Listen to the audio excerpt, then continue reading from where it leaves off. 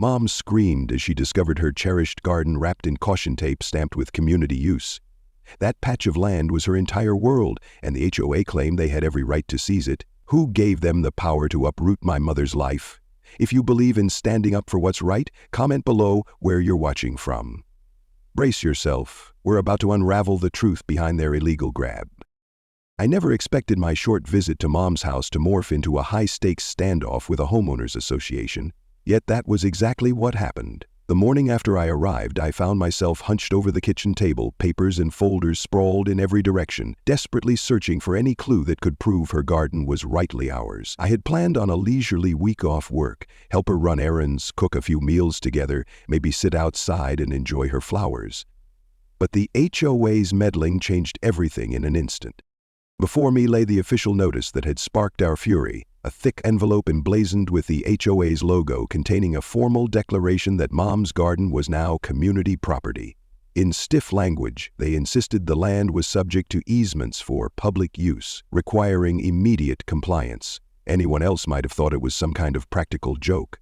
Mom, however, took it very seriously. She was no stranger to the HOA's rigid rules. She had lived under their thumb for years.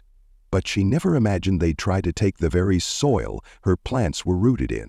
Mom had always been gentle-natured, the type of person who saw the best in others even when they didn't deserve it. She'd willingly follow the usual guidelines, like keeping her lawn trimmed or painting her fence the approved color, but this was different. Her hands trembled each time she recalled that official letter, as if the words themselves had the power to uproot all she held dear. Gone was her usual calm, replaced by an undercurrent of fear. I'd never seen her look so rattled. She admitted to me in a hushed tone that she felt ashamed for being unable to stand up for herself, but she was too overwhelmed to know where to begin. Her garden, after all, was more than an arrangement of decorative plants. It was her refuge, her living memory of the days after Dad's passing, a personal sanctuary that had kept her grounded for decades. With each rosebush and herb patch, she had infused her own soul into the earth. Determined to find a way to protect that sacred space, I leafed through years' worth of property records and receipts Mom had saved in a rickety file cabinet. The kitchen turned into a makeshift war room. Old coffee cups, pen scribbles, and half-opened file folders covered every inch of surface area. The tension in the air was palpable. "Isn't there something we can use to prove this is your land?" I asked, my frustration mounting with each useless paper I tossed aside. Mom pressed her lips together, thinking. She recalled that my grandfather, her father, Russell, had left behind a detailed survey map when he originally bought the plot. If it still existed, it might show the official boundary lines. We searched high and low, under couch cushions, inside musty cardboard boxes in her bedroom closet, until finally we unearthed a worn folder tucked away with old family photos. Inside it, we found a large, faded document sealed with a county clerk's stamp from decades prior. The date alone placed it well before any major developments in the neighborhood, certainly predating the HOA. My heart beat faster as I carefully unfolded the map. There it was, a distinct boundary line clearly demarcating the property edges, no margin for interpretation. According to this, the garden lay squarely within Mom's private lot, with no mention of a shared easement or communal access. We both exhaled. This was our first solid piece of evidence. I felt hope surge in my chest. Yet a single document wouldn't be enough to stop a persistent HOA. We needed to confirm these details were still recognized by current county records. Over the years, neighborhoods can change, expansions happen, and associations sometimes file new easements. If the HOA had legally altered property lines, that survey might be obsolete. The last thing we wanted was to show up with outdated paperwork and get dismissed on a technicality. While I plotted my next steps, I encouraged Mom to stay strong. Yet each time she ventured outside, the sight of her garden taped off like a crime scene made her wilt a little more. It was revolting, seeing those bright caution strips strung across the rows of flowers she had planted and nurtured for countless seasons. Hoping to gather more intel, I asked Mom if she knew anyone else in the neighborhood who had faced similar bullying from the HOA. She frowned. "Not everyone talks openly," she said. "They're scared of being fined or singled out for retaliation." That didn't surprise me. HOAs are notorious for issuing penalties over the smallest infractions, from the height of your grass to the color of your shutters. However, Mom did mention one person who might help, Mr. Perry, a nursery owner down the road who sold her supplies and plants. He's been here forever, she explained. If anyone has heard rumors or stories about the HOA's antics, it'll be him. That same afternoon, I drove to the modest greenhouse, inhaling the comforting scent of soil and fertilizer the moment I stepped inside. Rows of potted flowers and shrubs stretched beneath fluorescent lights, while Mr. Perry, a man in his late 50s, greeted me with a weathered smile. When I brought up the HOA dispute, his expression hardened.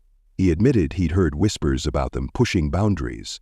"There are rumors," he said quietly, glancing around to ensure no customers were eavesdropping, "that the new president is particularly aggressive. She's been trying to expand so-called public areas, even if it means stepping onto private land." He explained that most people who opposed the HOA either moved away or reluctantly gave in to avoid lengthy legal battles. "The fees can get crushing," Mr. Perry said, grimly shaking his head. "They'll cite you for everything from a slightly crooked mailbox to a flower pot that violates some obscure bylaw." He led me to a small office in the back, rummaging through dusty drawers until he produced a battered folder filled with letters. Inside was a collection of stories from various locals, small-scale land disputes, forced changes to yards, attempts at code enforcement that seemed more like harassment than genuine oversight. A retired couple wrote about being strong-armed into tearing down a shed that had stood for 20 years. Another letter came from a single mother who faced escalating fines because her kids left bicycles in the front yard. All told, it painted a grim picture of an HOA run amok, counting on fear and inertia to get its way. I thanked Mr. Perry, leaving with a promise to keep him informed.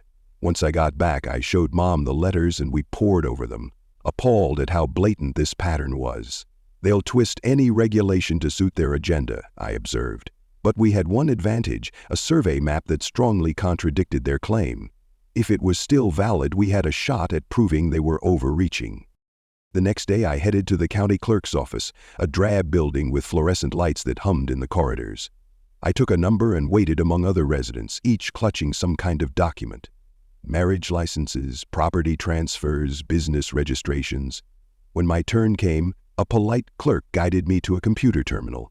I gave her the details, carefully typing in the address and the reference number from Grandpa's old survey. Her eyebrows rose slightly when she pulled up the digital records. Sure enough, the property lines matched the original survey. There was no note of a more recent filing that would cede any portion of the land to the HOA. "It looks like the official records are on your side," the clerk said, printing out additional copies and stamping them for authenticity. A huge weight lifted off my shoulders. On the drive home, I called Mom to share the good news. She sounded relieved yet guarded. "That's wonderful, but we know they won't just roll over." She was right. This was the first shot fired in a potential war with people who had the backing of lawyers and the inertia of a system that often favored associations. However, armed with legally recognized documents, we had a fighting chance. That evening, I wrote a polite but firm email to the HOA, requesting a formal discussion about their claim. I attached the scanned property records and the official statement from the clerk's office, highlighting that no easement or communal claim existed. I concluded with a line stating we expected them to remove any caution tape immediately, as they had no authority to declare her garden a shared space. Their reply came the next day, a terse message stating they would review our documents and consult their legal counsel. Typical stonewalling, but at least they were aware we wouldn't let them walk all over us. Mom, while relieved, still seemed on edge.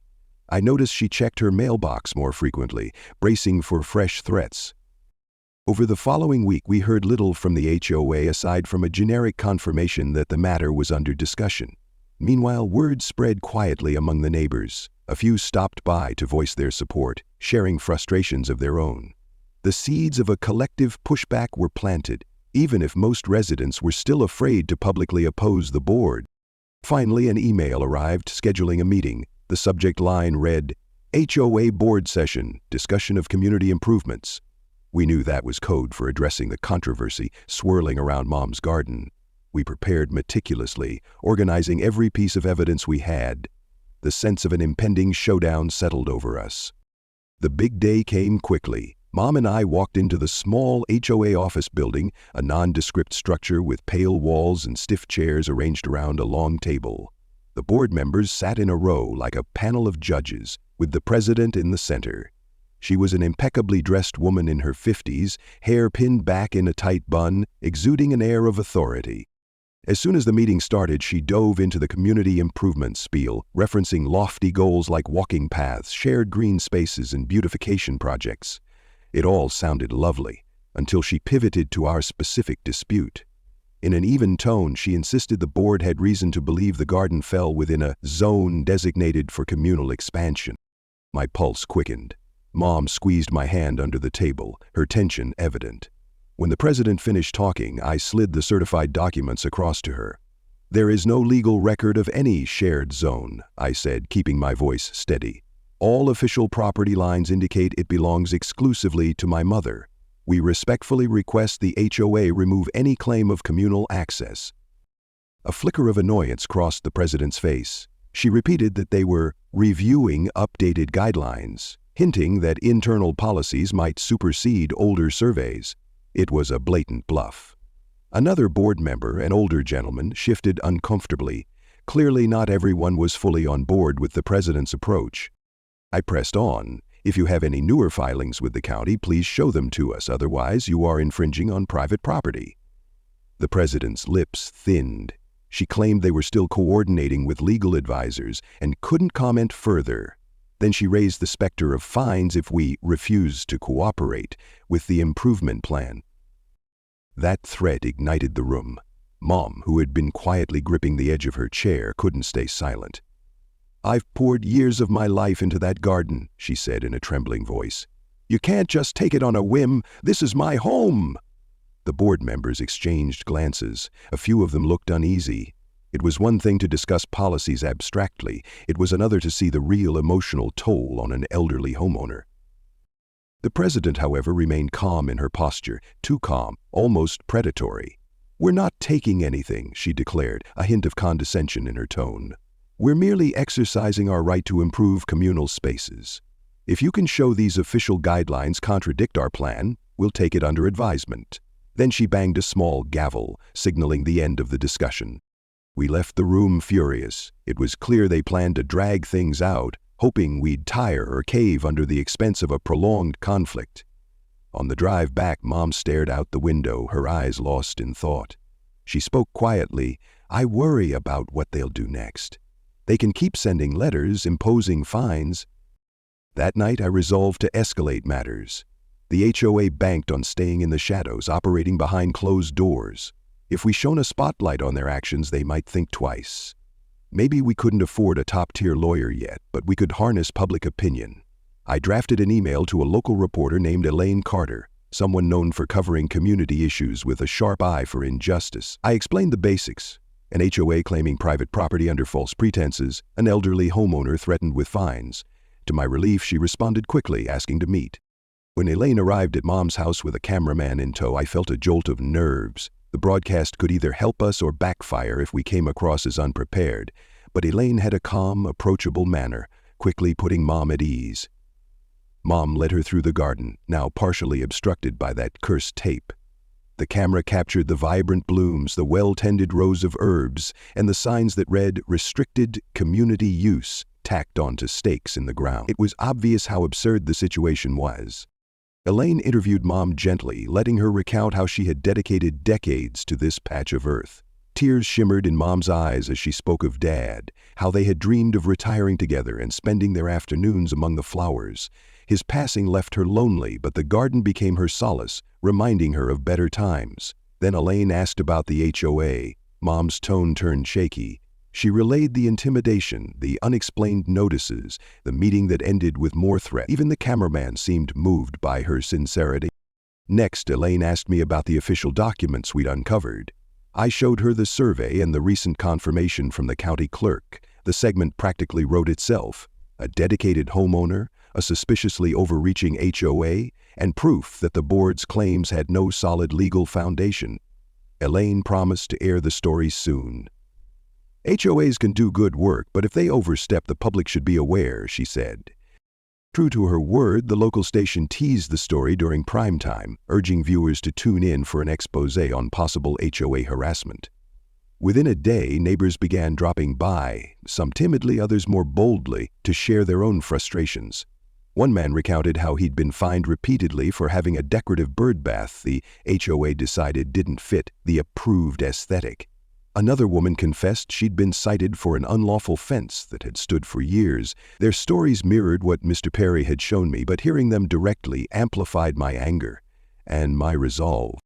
Elaine's piece aired that weekend, showing sweeping shots of Mom's garden alongside interviews with a few brave neighbors and a short statement from Mr. Perry. The station attempted to contact the HOA president, but she declined to comment. Suddenly, the board's actions were public knowledge. Social media buzzed with outrage as residents from other towns chimed in with their own horror stories. It seemed we'd tapped into a vein of resentment against power-hungry.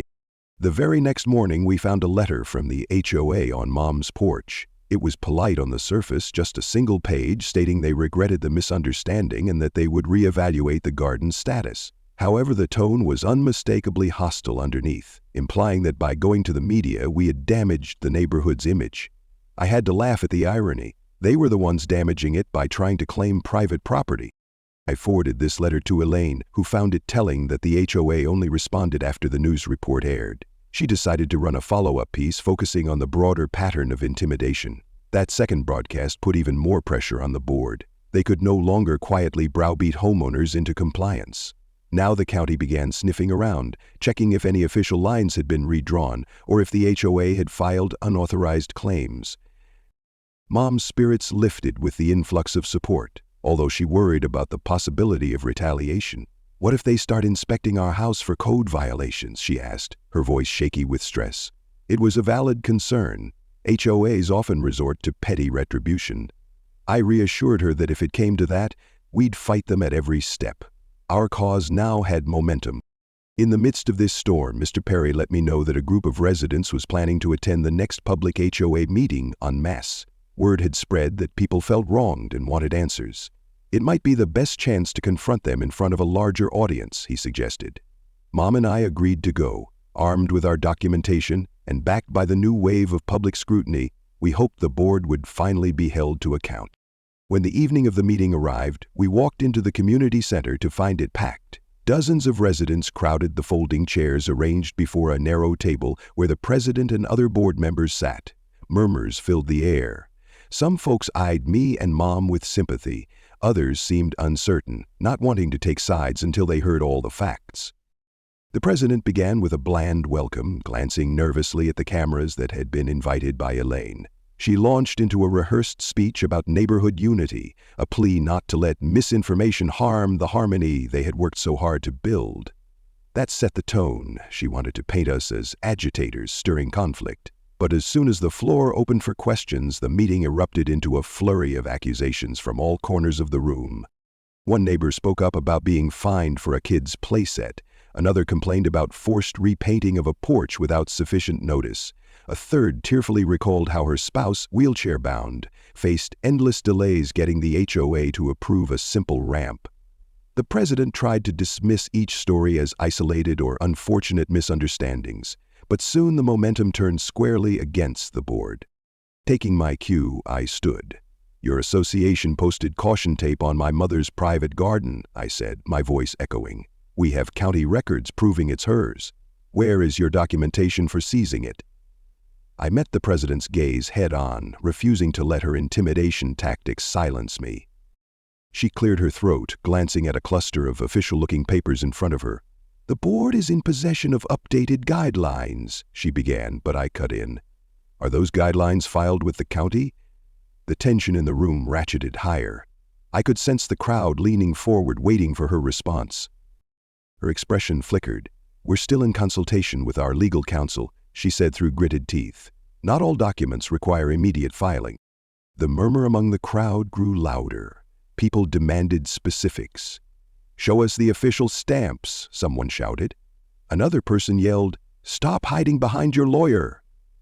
The board members shifted uncomfortably, some burying their faces in their notes. Suddenly, A gray-haired woman among them, a longtime board member named Mrs. Lindholm, raised her hand. "I've seen your mother's garden," she said, looking at me and Mom. "I don't see why it needs to be turned into any walkway." The president insisted it fell under newly designated communal ground, but I never saw a legitimate survey.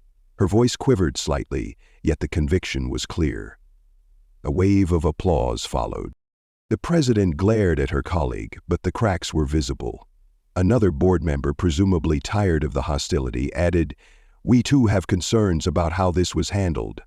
More murmurs filled the room, and it became evident the president was losing her grip on the narrative. In a final bid to regain control, she pounded a small gavel and declared, "We'll consider all these remarks and issue a formal statement. Let's maintain order." But the damage was done. Residents were fired up, voicing long-held frustrations. The meeting ended in chaos, with people crowding around us, sharing stories of intimidation and offering their support. Back home, Mom sighed with relief. She had expected a nerve-wracking confrontation, but instead we found ourselves buoyed by a collective determination to hold the HOA accountable. We were no longer just two people fighting a behemoth. We were part of an emerging coalition.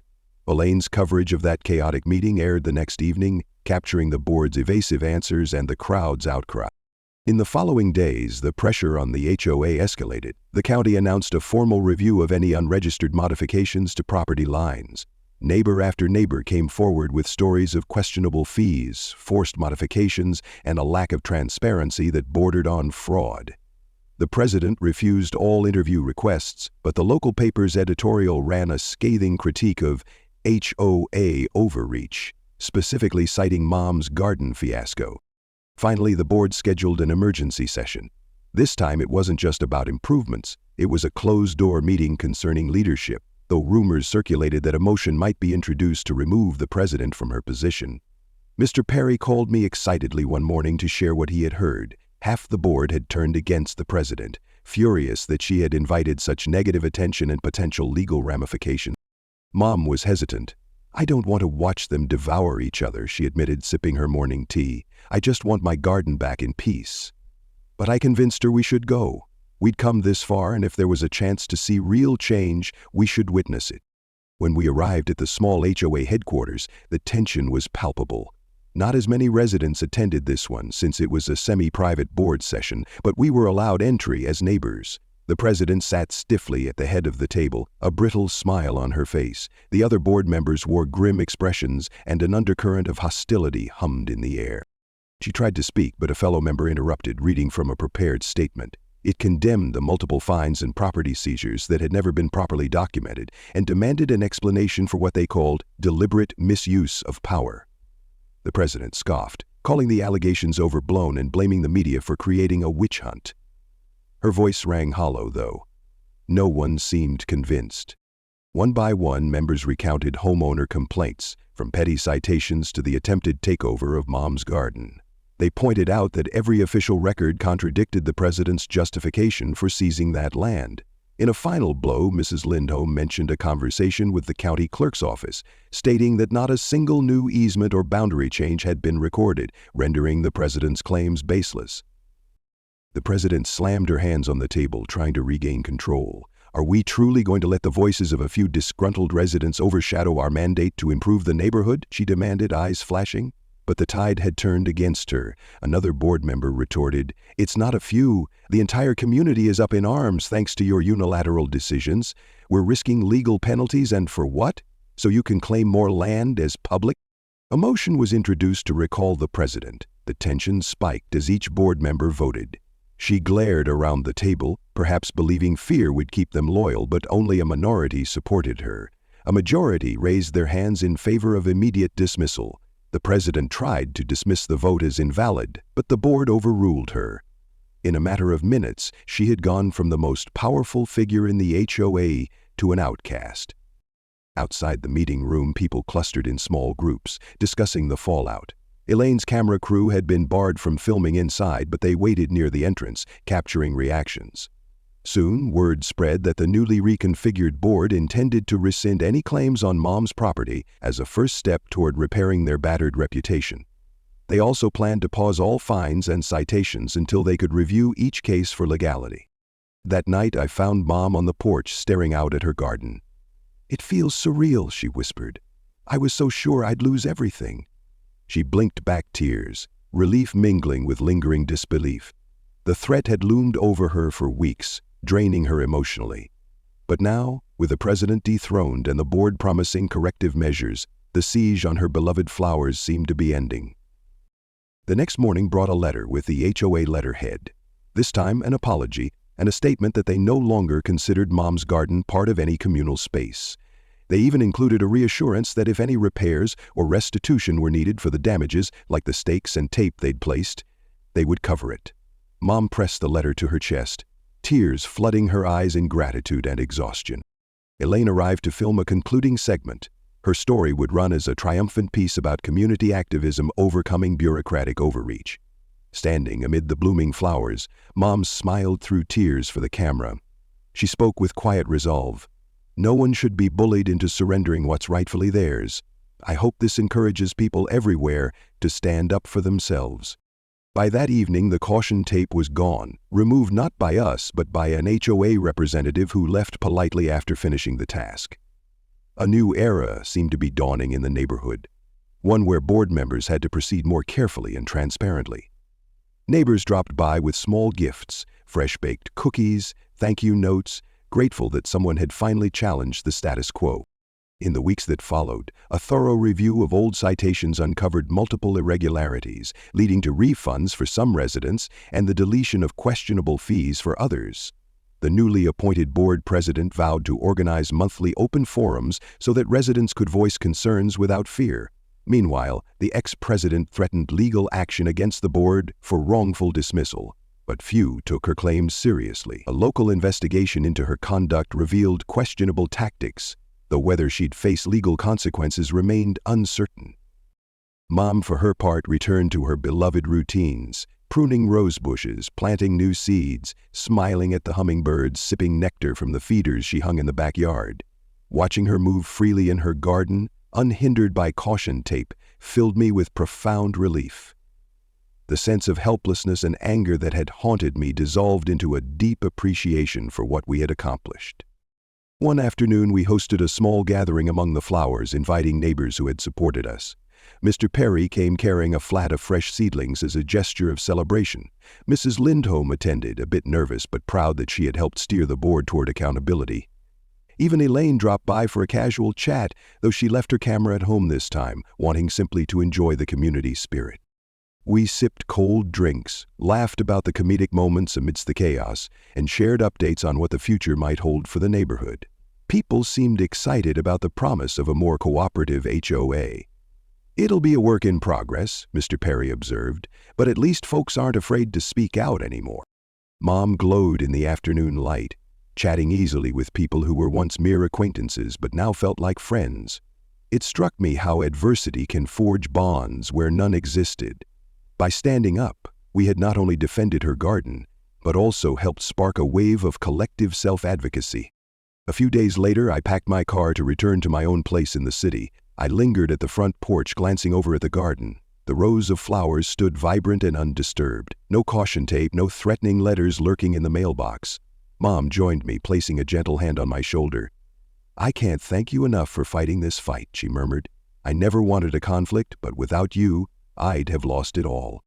I hugged her, feeling a surge of gratitude for the chance to have helped. The road had been bumpy, but it ended with justice and a renewed sense of community spirit. "Promise you'll call if anything changes," I said, though I hoped no more surprises were on the horizon. "I will," she assured me, "and thank you for reminding me that even in the face of bullies, we have power if we stand together." With that, I drove off, watching her wave from the driveway, a potted lavender plant in her other hand. My heart felt full. Though I was leaving, I knew her garden and her peace of mind were finally secure. Reflecting on all the letters, interviews, and late-night planning sessions, I realized it had been a war of attrition as much as it was a legal dispute. The HOA had hoped to wear us down, but we'd refused to yield, harnessing the power of a unified neighborhood and the public eye. Somewhere along the way, we had become symbols of resistance, but the real victory was that a quiet, kind-hearted woman got to keep what she treasured most. That knowledge sustained me for the entire trip home. In my mind, I pictured her tucking that old survey map safely away, preserving it alongside the new apology letter, both reminders of how easily rights can be threatened and how essential it is to stand up for them. Life moved on, but the lessons lingered. Every time I watered my small patio plants back in the city, I thought of Mom's resolute face when she confronted the board, of Mr. Perry's well-worn folder of neighbors' stories, of the hush in the meeting room as the president faced a reckoning she never saw coming. I realized that everyday people, armed with truth and perseverance, can push back against even the most intimidating forces. From that day forward, whenever I heard someone mention an overbearing HOA, I'd share our story. Many listened wide-eyed, some with their own tales of petty citations or forced uniformity, some with relief that they weren't alone. I'd encourage them, collect evidence, gather community support, and don't shrink from a fight. They rely on you folding. The memory of caution tape strangling bright flowers reminded me that complacency can cost us dearly. As for Mom, she continued to flourish, much like her plants. She wrote me emails filled with photos of new blooms, a fresh bed of lilies here, a line of blooming marigolds there. She became something of a local figure, the garden lady who stood up to the HOA and sparked a neighborhood awakening.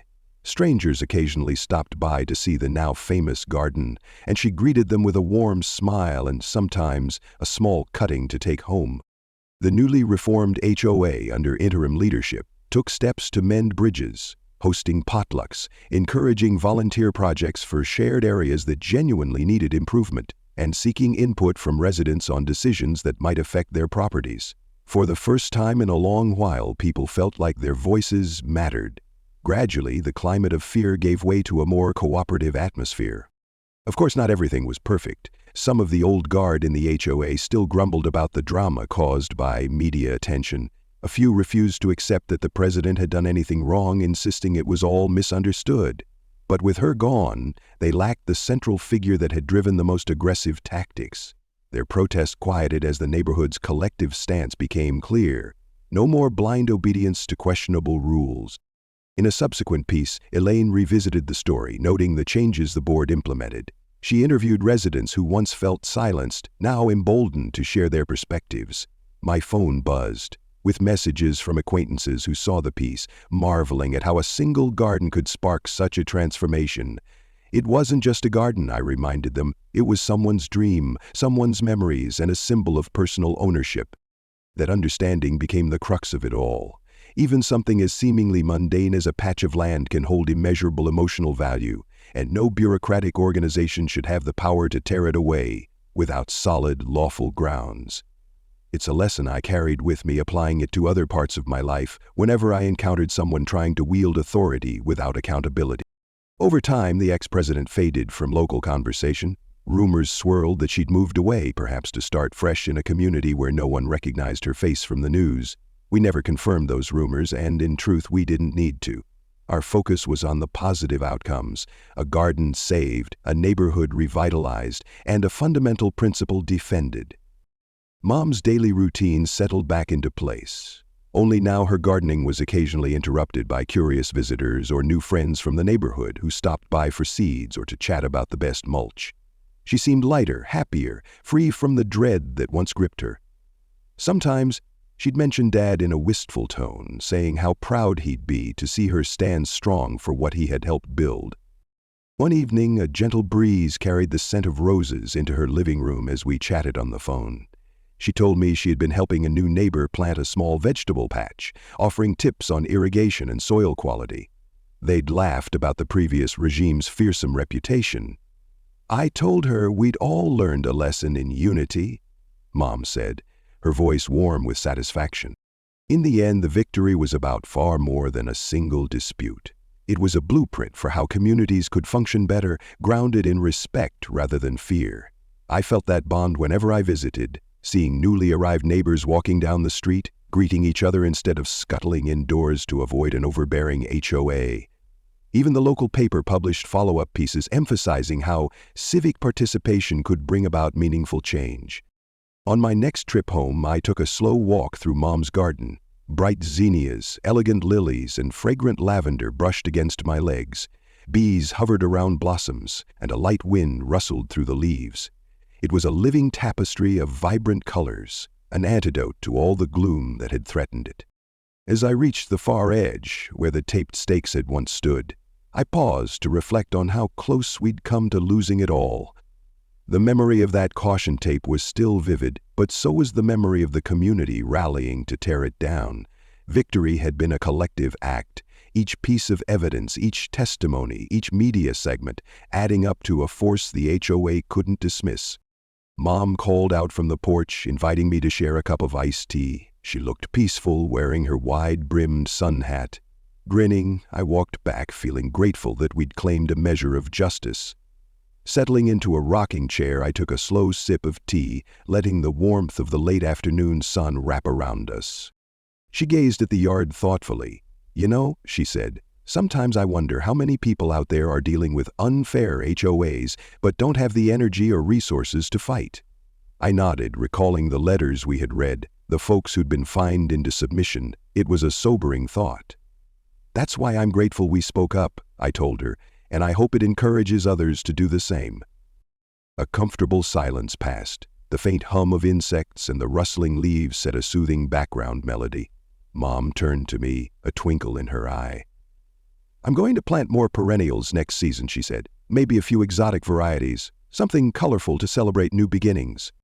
I grinned, imagining the bright new blossoms that would join the ranks of her sturdy roses and daisies. "Yes," I replied. "Let that garden be a testament to what we can protect when we refuse to back down." With that, we clinked our glasses lightly in a quiet toast. To freedom, to resilience, and to the power of a single voice that refused to be silenced.